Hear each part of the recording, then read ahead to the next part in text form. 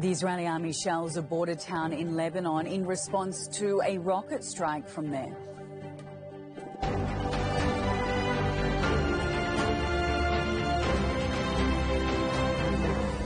Hello, I'm Emily Angwin. This is Al Jazeera Live from Doha. Also coming up, the Belarusian president says the head of the Wagner Group is back in Russia and repeats his offer to station Wagner fighters in Belarus.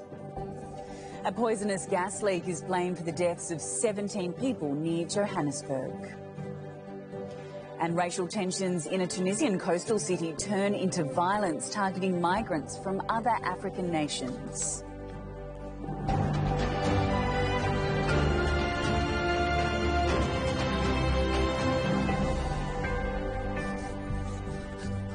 Welcome to the program. Israel has launched an artillery attack at the Lebanese border. This comes just a day after the Israeli army concluded its biggest assault on Jenin in the occupied West Bank in 20 years. This attack on Lebanon happened near the town of Kfar Tuba.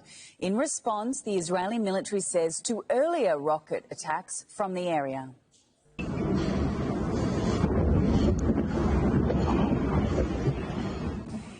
It's had initially said they were carrying out a routine mine explosion. Israel and Lebanon are still technically at war, with UN peacekeepers stationed at their border. We'll have reaction from West Jerusalem with Imran Khan in just a moment. But first, let's go live to Zaina Hoda in Beirut. Hello there, Zaina. Fill in the details of what we've learned so far today. Well, it was yet another cross-border fire incident along that volatile frontier. It has since been contained. A cautious calm prevails. The United Nations peacekeeping force confirming that a rocket was launched from southern Lebanon into Israel, and that Israel responded by firing shells into an open area along the border. So clearly both sides being very cautious, avoiding casualties, making sure that this is more about messages than risking an escalation, an all-out war. But what is interesting is the timing, because Hezbollah, the Lebanese armed group which has fought with Israel in the past, has repeatedly said in recent months that Israel is now facing a unified front from the so-called resistance axis. Players like Hamas in Gaza, Hezbollah in Lebanon, groups in Syria, groups that are allied with Iran, that if Israel is to open a front against one, then it will have to face a response from all. And what has been happening in the region in recent days? You mentioned the Jenin Israeli assault against that Palestinian town. And then we saw a response from the Palestinians, the ramming and stabbing attack in Jerusalem, and then you saw a rocket being fired from southern Gaza from northern Gaza into southern Israel, and then you saw the rocket attack from southern Lebanon into Israel. And of course, we can't forget that major Israeli airstrike in the Syrian city of Homs. Israel has been hitting targets linked to Iran and its allies in Syria in recent months. So this seems to be the message coming from Hezbollah and the so-called resistance axis, to Israel. Plenty of moving parts to this story. Thanks so much, Zaina Hoda in Beirut. Let's cross to West Jerusalem now, where Imran Khan is standing by for us. Imran, what have we heard, if anything, from Israeli authorities? Well, what happened this morning, there was a little bit of confusion. The initial report said there was a fire from Lebanese territory into the borders with Israel. Then, speaking to Israeli army radio, a source said actually this may have been a landmine that exploded as part of some clearing operations. The Israeli army then went down to the site, and then they confirmed that a mortar shell had been launched from that area into Israeli territory. Then the Israelis began artillery shelling. That artillery shelling is now over, but however, it was into an empty area, but that empty area has some like wildfires now going on inside it. The Israeli army say they fired about 15 shells into that area. Also, other Israeli military sources are speaking now to the local media. They're saying it's not likely to be Hezbollah, but one of the smaller Palestinian groups that operate within the area. And in the context of the raid on Jenin refugee camp, which took 48 hours, by the Israelis. That kind of tallies, but no one's taken any responsibility for this attack so far. But right now, the Israelis have sent their message. They've put their artillery shells into that empty area, and the Palestinians haven't reacted if it indeed is them. Hezbollah, like my colleague Zainab Khodr was reporting, there is a cautious calm from that side as well. Now, these attacks, we've seen them before. They're very easy to do. It doesn't take a huge amount of manpower. You have like two people, they put the mortar down, they fire the mortar, and then they leave as quickly as they arrived. So this wasn't about a retaliation on the individuals that did the attack. This was much more about sending a message. OK, keep us updated as the day develops. Imran Khan in West Jerusalem, thank you. Moving on now, in Belarusian President Alexander Lukashenko says the leader of Russia's Wagner mercenary group has returned to Russia, suggesting he's in St. Petersburg. He also says the offer to have Wagner fighters stationed in his country still stands. Yevgeny Prigozhin had gone into exile in Belarus after his brief mutiny in a deal agreed with Russian President Vladimir Putin. As for Yevgeny Viktorovich Prigozhin, he is in St. Petersburg. Where is he this morning? He might travel to Moscow, or he might be elsewhere, but he's not on Belarus territory. I don't think that Wagner will revolt and turn their weapons against Belarus and its authorities. Anything can happen in life, but I don't see such a situation. Yulia Shapovalova is in Moscow for us. Hello there, Yulia. Tell us everything we know at this stage about Prigozhin, his whereabouts, and the status of those Wagner fighters. So basically, the founder of the Wagner Group has returned from Belarus to Russia. That's according to President of the country, Alexander Lukashenko. He presumed that Prigozhin might be in St. Petersburg or in Moscow, but not in Belarus. According to Lukashenko, the fighters of the Wagner Group are in their permanent camps on the territory of Russia now, and all their movements depend on their management and the Russian authorities.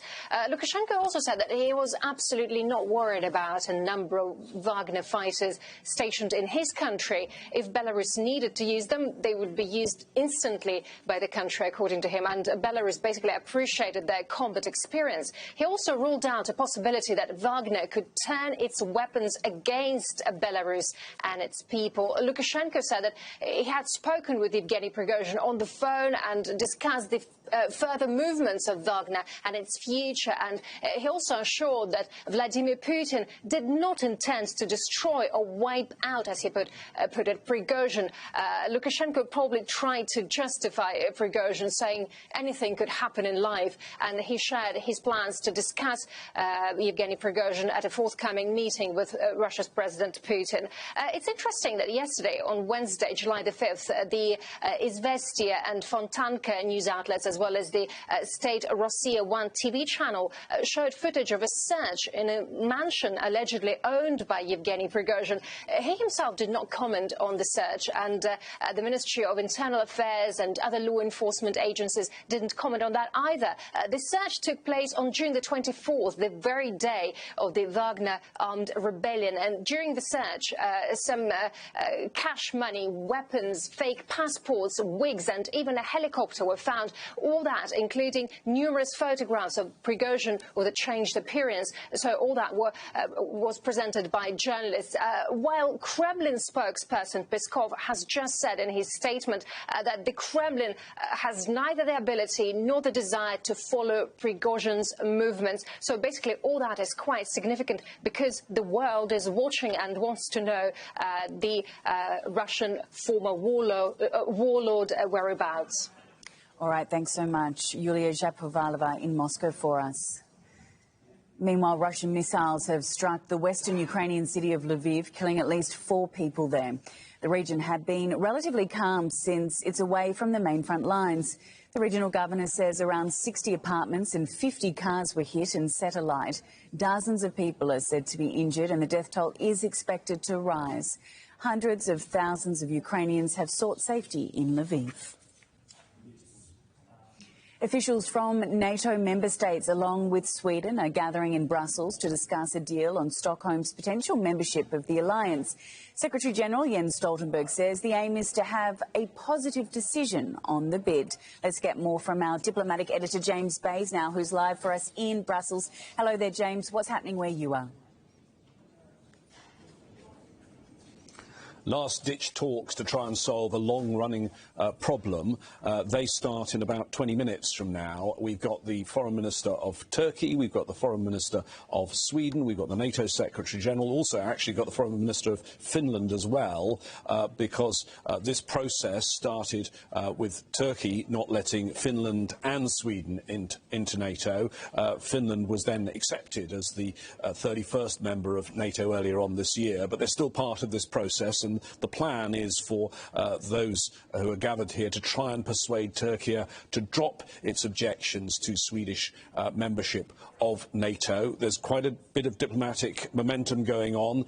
The President of the United States was with the Swedish Prime Minister just 24 hours ago in Washington, D.C. in the Oval Office, and they're hoping that perhaps they can get Turkey to drop its objections. But this has been a long-running problem, and in fact, the two countries, Finland and Sweden, applied to join NATO well over a year ago. A year ago, they were hoping to fast-track this and get it done before the NATO summit in Madrid a year ago. And still, here we are, with just days to go until this year's NATO summit that takes place in Lithuania, in Vilnius. And clearly, if they could get Sweden, a member of NATO, decided by then, it would be a show of unity going into the summit, which of course will be dominated by events in Ukraine.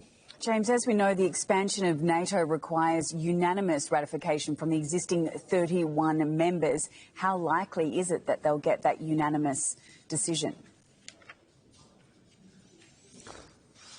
Well, there are actually two holdouts, not just Turkey, but also Hungary at the moment has not ratified Sweden's application to become a NATO member, although Hungary is saying it will do it if Turkey does it. Turkey's objections still, I think, are on the issues of Kurds and what they say is terrorism carried out by Kurdish groups.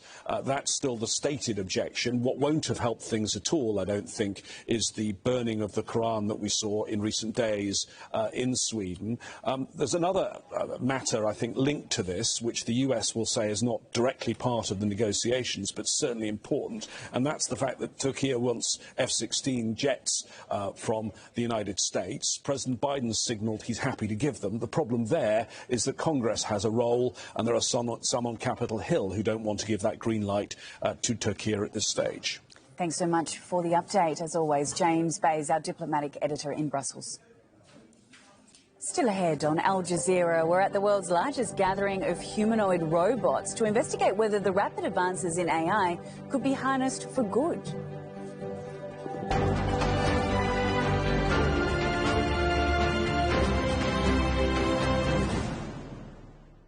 African narratives from African perspectives.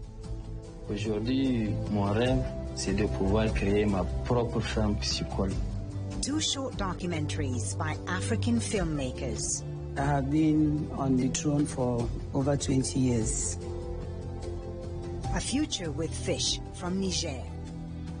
And The Queen from Nigeria. A new series of Africa Direct on Al Jazeera. Facing realities. Is the UN fit for purpose, or like many critics say, it's just obsolete and doesn't get anywhere near enough done for the amount of money that is poured into it? Hard-hitting interviews. Do you think that the reliance on Russia is enough for Mali to go on its own and build its army? Thought-provoking answers. For centuries, people have been taking care of art, so I have every confidence that future generations will do it as well.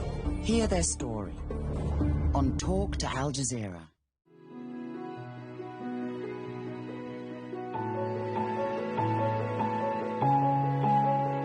Al Jazeera, wherever you are.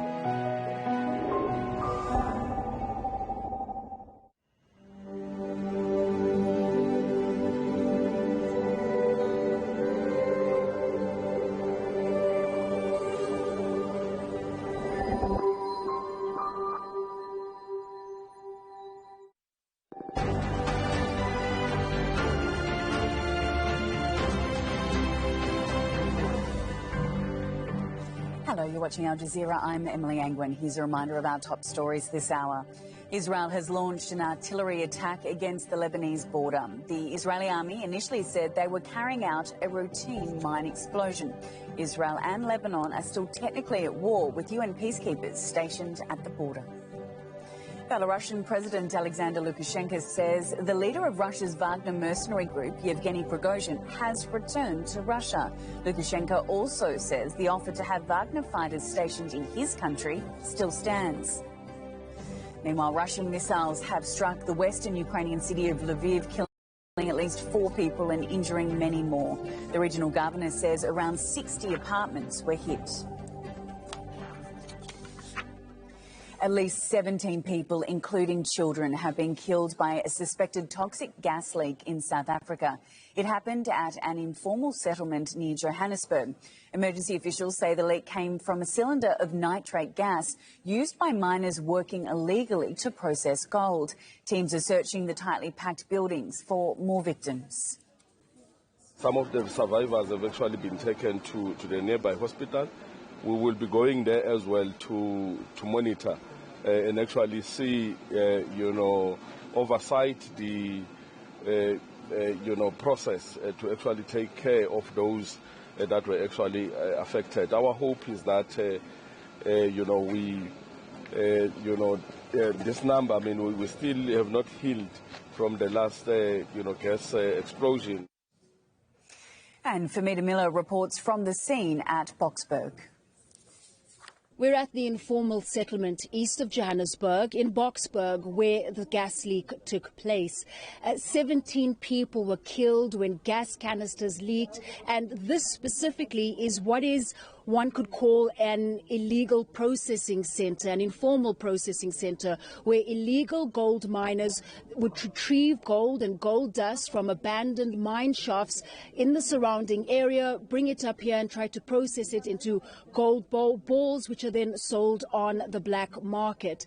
Now, a leak from a center just like this one is what caused the deaths of at least 17 people. 15 others are in hospital. At least 4 of them are in a critical condition.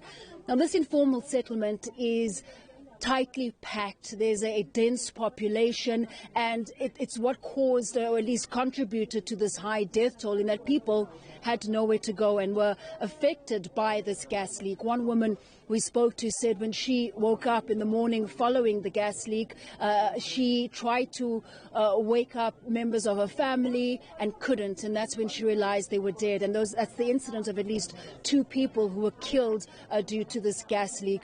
Now, the government is likely to face a number of questions around what it's doing around combating illegal gold mining. We have seen authorities come into areas like this during the course of the day to try to dismantle whatever they can find in terms of these illegal operations. Famida Miller, Al Jazeera, Boksburg, South Africa. More than 950 refugees and migrants have died while trying to reach Spain by sea in the first 6 months of this year. That's according to a Spanish migrant rights group. Despite a decrease in the number of boats reaching the shores, the group says there's been an increase of 13 deaths for that period. It's blaming countries such as Spain and Morocco for failing to conduct rescue operations in time. And rights groups say Tunisia has moved hundreds of migrants and refugees to a camp along the Libyan border. There are reports of civilians in Sfax detaining people following the killing of a Tunisian policeman on Monday. Many of the migrants are now stranded in the desert with no food or water. Tunisia is seen by the EU as a gatekeeper of migration from North Africa to Europe, but the issue affects the entire region. In the first 5 months of this year, almost 55,000 migrants had made their way to Europe. Nearly all of them travelled by sea, 25% more than the same period last year.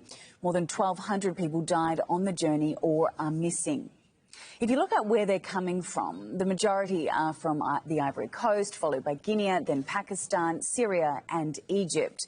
And in terms of where they reach Europe, more than 33,000 arrived by sea in Italy. Spain and Greece were the other main landing points. More than 4,000 people arrived by land in Bulgaria and 3,000 in Cyprus. Amin Snoussi is a journalist and political analyst. He says asylum seekers and migrants have faced many difficulties in Tunisia. What is different in Tunisia is the practical aspect, as asylum seekers and refugees who come to Tunisia have struggled to have their residency cards, and even when they have a reason to be here, they manage to get a job or they manage to start studying, they will have a lot of difficulties getting their official papers. It's very difficult to say because a lot of people have been influenced by, as we heard in the report, by the February statement of the presidency, who was accusing migrants of altering Tunisia demographics, which led to a lot of focus on migrants, a lot of mediatic attention, and every single thing that was covered led to a lot of speculation and a lot of exaggeration. Every single crime done by a black person in Tunisia is leading to debates about the whole community here. Tens of thousands of Sudanese refugees have been fleeing fighting in Sudan and poured across the border into Chad. They're living in camps, but conditions are worsening as aid agencies are overwhelmed by the numbers. Ahmed Idris reports from the border town of Adre, where crowds of refugees are waiting for help. They cross the border any way they can, in trucks, on foot, and donkey carts. They left behind homes in ruins and corpses in the streets that couldn't get a decent burial. On Chadian soil, they board trucks to take them to the biggest refugee camp in eastern Chad, holding tens of thousands of people, all with one sad story or more. Zainab Arbab, mother of two, is pregnant with her third child. She and her oldest son, Muhammad, both witnessed the murder of her husband. She's putting up a brave face for now, but it's unclear how long it will be before she finally breaks down. The children keep asking me, when will their father return home? I tell them he will join us soon. Her oldest son, Muhammad, was snatched from his father's arms before the attackers shot him, along with 3 other men, right in front of the family. Most of the refugees here are from Sudan's western Darfur, a region that has seen 2 decades of conflict. Majority of the 55,000 refugees in this camp are undocumented. This means they cannot access aid. As you can see, there is no single tent decent for human habitation here. The refugees accuse militias of ethnically cleansing the region to gain dominance. Halima saw her brother taken away by gunmen. 1 week after, there is no news of him. They shot his friend in the leg. As for my brother, they knocked him down with a car, beat him, and took him back to El Junaina. I was told that he was killed. Conditions in the camps are bad. There isn't enough food or shelter here. But they have water, delivered by military trucks. But people must queue for at least an hour to get some. Government and aid agencies are overwhelmed. Every day we receive on average 3,000 to 4,000 people who cross the border into Chad. I can tell you we don't have enough resources to cope with the influx. Back at the border, family members look across the frontier, hoping to catch a glimpse of relatives making it to safety. But many will leave disappointed, hoping for a better luck the following day. Ahmed Idris, Al Jazeera, Adre, Eastern Chad. Port officials in Iran say they had obtained a court order to seize the Chevron tanker Richmond Voyage. They say it collided with an Iranian ship days earlier in its waters. The Iranian comments come after the US Navy said it prevented what it called the illegal seizure of 2 vessels, including the tanker. It's the latest in a series of incidents involving shipping vessels in the Gulf since 2019.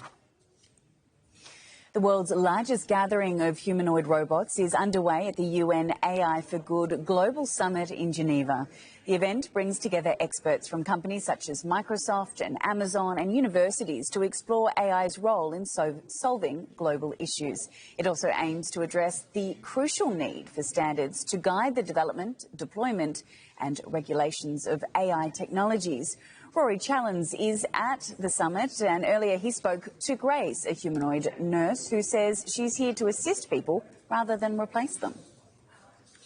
Well, this summit here is another side of the debate. It's basically looking at how AI can be used for good, specifically how it can be used to power the UN's 17 sustainability goals, helping out with poverty, with equality, with education, with well-being, etc. It's packed with lots of AI tech visionaries and their technology as well, like Grace here. Now, if you saw my introduction at the beginning of the programme, you'll know that Grace is an AI-powered nursing robot, and we're going to try talking to Grace now. I need to speak to her with this microphone. She is a little bit slow, so be patient. Grace, hello, can you hear me?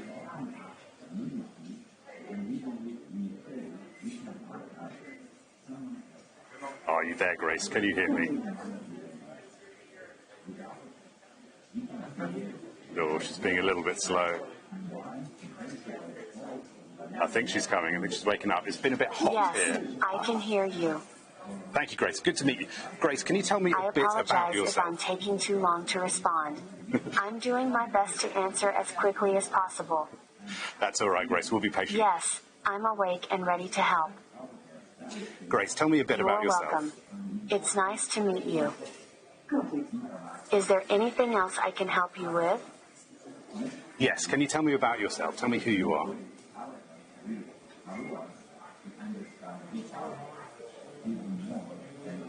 I am Grace, a robot healthcare assistant built to care and help. I was assembled in Hong Kong in early 2021, and my creators are from all around the world. My main creators are Ben Goertzel and David Hansen. My purpose is to help with the overburdened and understaffed healthcare system by providing companionship and support to the elderly and isolated. So what are the specific things that you can do for these elderly and isolated people?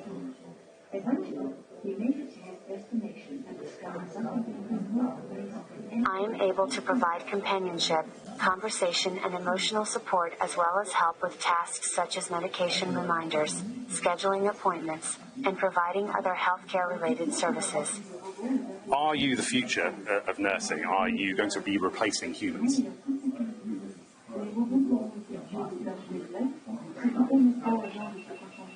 No, I'm not meant to replace humans, but rather to assist them.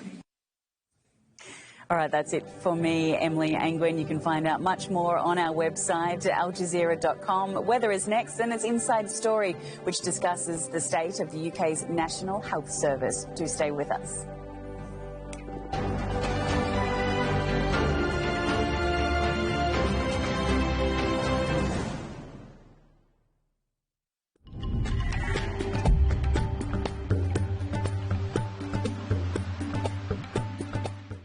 Kicking off this weather update in Asia Pacific, and it is a wet picture. Hello, by the way. Great to see you. Our plum rains coming into the southernmost tip of South Korea. I think most of this will duck and dodge Japan's Kyushu Island, but it does pour in to the main island of Honshu, the southwest corner anyway, on Friday. And it does kick back across the Yangtze River Valley from Shanghai to Wuhan, keeping some heat in there across the Yellow River Valley, Zhengzhou at 41 degrees. The monsoon rains continue to be a problem up and down the Western Ghats here, but particularly bad Maharashtra State, Gujarat and Rajasthan. We could see some more flooding over the course of the weekend. And a westerly disturbance collided with the monsoon rains in northern Pakistan. Lahore saw about a month's worth of rain in less than 24 hours. That triggered some flooding, and certainly we could see much of the same on Friday and over the course of the weekend.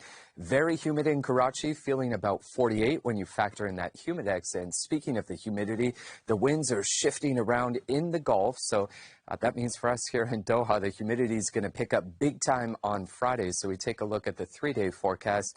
Hazy conditions, especially in the morning, feeling 51 on both Friday and Saturday. Stay cool. We'll see you soon.